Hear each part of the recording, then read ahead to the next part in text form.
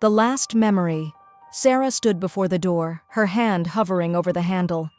It had been months since she last entered this room, months since her brother Adam had disappeared.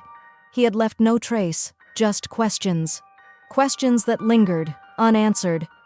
The room was silent, holding on to memories of the past.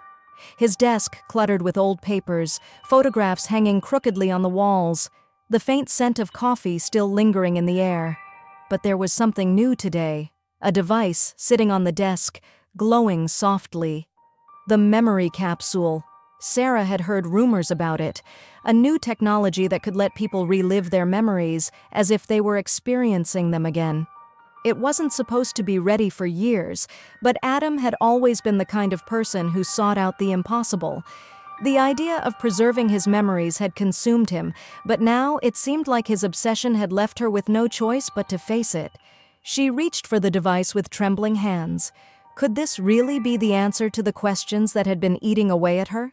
Could this explain why Adam had vanished? Taking a deep breath, she activated the device.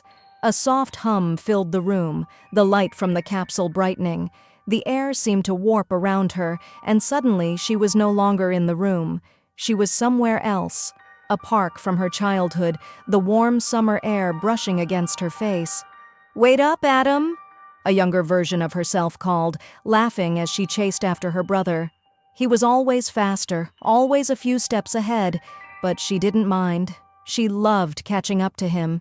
The memory shifted, flickering, and Sarah found herself back in her brother's room, a few years older. Adam stood in front of her, his face a mixture of frustration and fear. "Sarah, you don't understand," he said, his voice breaking. "If I go through with this, I might lose everything. I might lose you." "Adam, what are you talking about?" Sarah asked, confused and scared. He ran a hand through his hair, pacing. "I've been using the memory capsule. You don't get it. It's not just about remembering. It's about becoming the memory. I don't know if I can handle it, but I have to. I can't let go." The memory distorted, static filling the air. Then silence. Sarah's heart raced. She had never understood how deeply Adam had been consumed by the device, how far his obsession had gone. She had always thought of it as just a strange fascination, a new project he had picked up. But now she saw the truth.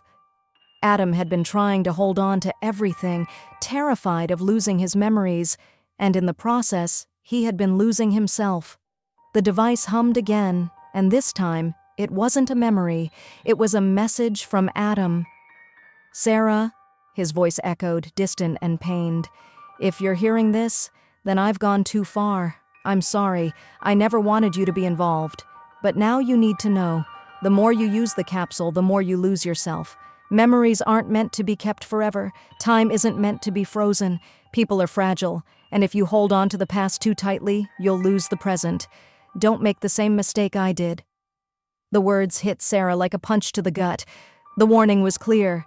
Adam had tried to preserve the past, to capture it, but in doing so, he had lost himself. And now, she could feel it, too. The memories she was reliving weren't just his, they were hers too, and they were starting to slip away.